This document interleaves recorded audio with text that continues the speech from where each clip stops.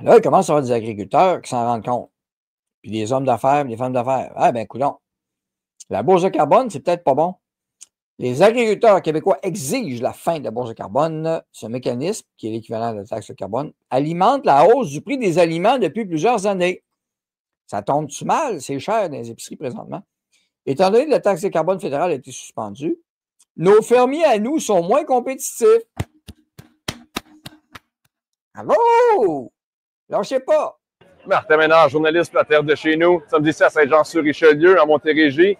Les producteurs agricoles ont remis les manifestations au menu, cette fois-ci contre la bourse de carbone, qui vient prélever sur chaque litre de diesel ou de propane un certain montant, qui sont désavantagés par rapport aux producteurs de l'Ouest canadien, des États-Unis.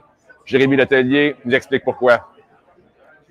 Donc, je m'appelle Jérémy Letellier, je suis producteur agricole à Napierville. Je suis président de la Fédération de l'UPA de la Montérégie. Aujourd'hui, la Fédération de l'UPA de la Montérégie lance une mobilisation pour dénoncer l'application de la bourse carbone actuellement dans le secteur agricole. Donc, ça fait maintenant près de 10 ans que les producteurs agricoles contribuent au SPED, donc le système de plafonnement et d'échange des droits des émissions des gaz à effet de serre. Ça fait 480 millions de dollars qu'on envoie depuis une dizaine d'années au niveau du secteur agricole au SPED, donc le fameux système s'appelle le SPED, l'acronyme. Et puis, ce qu'on dénonce, c'est qu'il n'y a pas de retour conséquent en agriculture qui permet de changer nos façons de faire.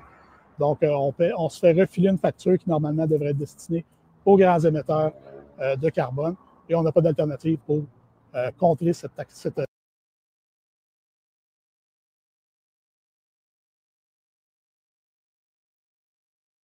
Je mets juste une pause.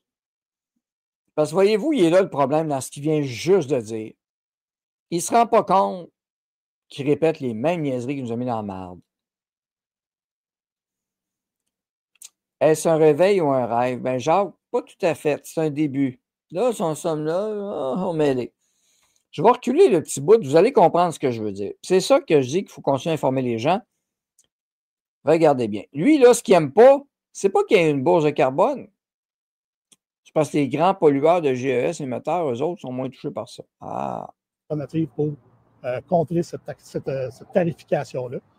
Et aussi, ce qui arrive, c'est dans la situation, au niveau de la situation actuelle, c'est qu'au niveau fédéral, il y avait une taxe carbone qui s'appliquait. Les principaux partis politiques ont pris l'engagement de l'enlever. Déjà, il y avait un projet de loi qui avait été mis en place pour exempter le secteur agricole. Puis de toute façon, avec le résultat des élections, c'est quelque chose qui devrait être mis en place. Donc, on fait face à un très gros déficit compétitif actuellement au Québec par rapport à l'application de cette tarification-là. Donc, on demande au gouvernement de trouver une façon d'exempter le secteur agricole. Ça va être plus difficile à faire au niveau de la tarification que de la taxation. On ne parle pas juste d'enlever de tarification. Le système est plus compliqué, mais il faut trouver une façon de nous ramener dans une situation de compétitivité avec les producteurs des autres provinces. Je vais reculer encore. C'est qu'au niveau fédéral, il y avait une taxe de carbone. Puis, ce qu'on dénonce, c'est qu'il n'y a pas de retour conséquent en agriculture qui permet de changer nos façons de faire. Donc, on se fait refiler une facture qui, normalement, devrait être destinée aux grands émetteurs de carbone et on n'a pas d'alternative.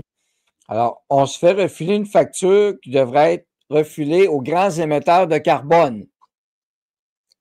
Ben oui, on va refiler la facture aux producteurs de pétrole et de diesel pour tes fermes. Bonne idée. Quand je dis qu'ils ne comprennent rien, là, puis là, ce qu'il veut, c'est qu'une exemption de taxes pour le secteur agricole. Non! C'est de la merde! Il faut abolir le système, un point, c'est tout. Qu'est-ce que vous ne comprenez pas encore? Vous ne comprenez rien.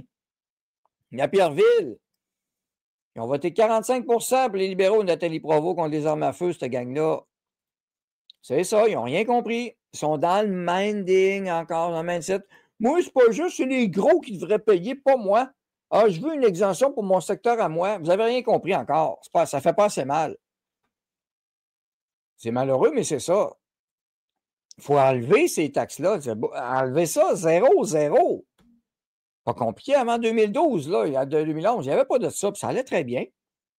On survivait très bien. C'est pas juste pour le secteur agricole qu'il faut l'enlever, c'est tout. Coupe.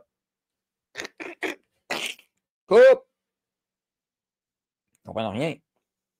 C'est dur à comprendre, hein? Il faut répéter le message. C'est l'affaire au niveau de la tarification et de la taxation. On ne parle pas juste d'enlever de tarification. le système est plus compliqué, mais il faut trouver une façon de nous ramener dans une situation de compétitivité avec les producteurs des autres provinces et des États américains. Comme je dis, on a envoyé 480 millions dans ce système-là. Il y a un 13 millions qui est revenu pour des projets pilotes en électrification, donc installation du triphasé. C'est pas rien, mais on voit que c'est fractionnaire. Il y a eu des annonces de programmes, pour vraiment des programmes d'études pour voir comment on pouvait décarboner un peu notre agriculture, une vingtaine de millions par année. Mais encore là, il n'y a pas de résultat. Décarboner notre agriculture. Pendant ce temps-là, il y a des serres qui ajoutent du CO2 pour faire pousser les plantes plus vite. Comprenez-vous, là? Tant que ces responsables d'organismes et autres porte-parole vont continuer à propager ce mensonge-là, c'est ça. Je ne comprends pas, la taxe carbone, c'est ça pour nous voler, détournement de fonds.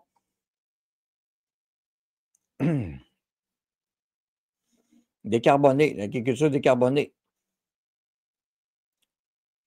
J'ai passé à la bière d'été en fin de semaine, j'ai fait ma part. Tu dois vider ta tank pour l'été, car sinon, ça fait une espèce de gélatine.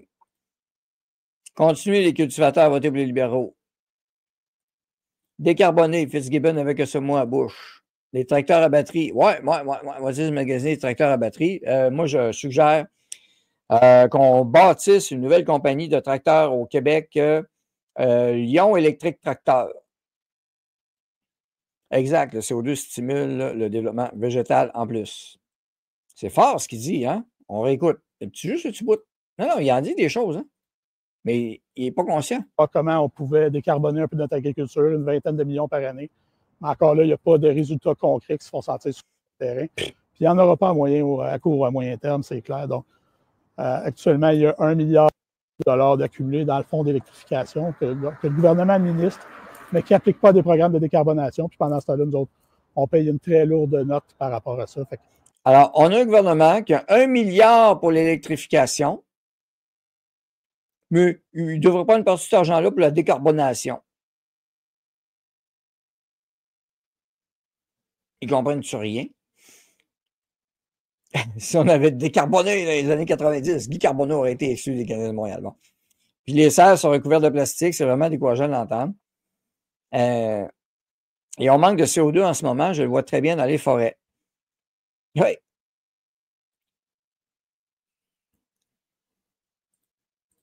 Il faut que le gouvernement passe à l'action et exempte le secteur agricole de l'application du système. Là, on commence aujourd'hui avec une mobilisation. Est-ce qu'on pourrait avoir une forme de manifestation comme l'an dernier dans différentes régions? Bien, on va voir ce que ça va nous amener. Déjà, le ministère de l'Environnement nous a contactés, nous a proposé une rencontre. On va voir s'il y a des choses qui peuvent être faites.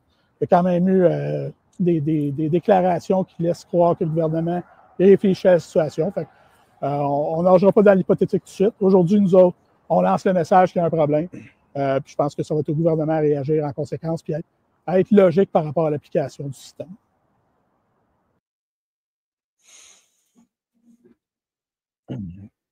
Alors, bien reportage, Martin, c'est bien la terre de chez nous, tout ça, je ne suis pas en désaccord. Mais vous ne comprenez pas que vous jouez le rôle, là. Hein? Alors, c'est pas juste le secteur agricole qu'il faut enlever la bourse de carbone. Non, c'est tout, puis subvention. Et Marie-Claude Maheu, membre YouTube, merci beaucoup, cardinaliste aussi, mais tu as raison. Le gouvernement logique, il va aller têter, ils vont aller voir des subventions avec le ministère de l'Environnement, ils vont faire une rencontre, là. Là, ils vont s'entendre, là. C'est des subventions qu'ils veulent pour être compétitifs par rapport aux autres provinces puis aux États-Unis. Mais c'est pas une subvention que tu as besoin. C'est que cette maudite bourse-là disparaisse. Pas compliqué.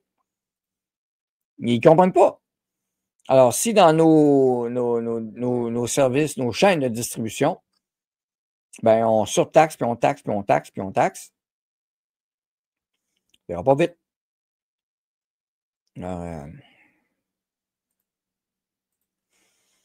non, ça ne comprend pas.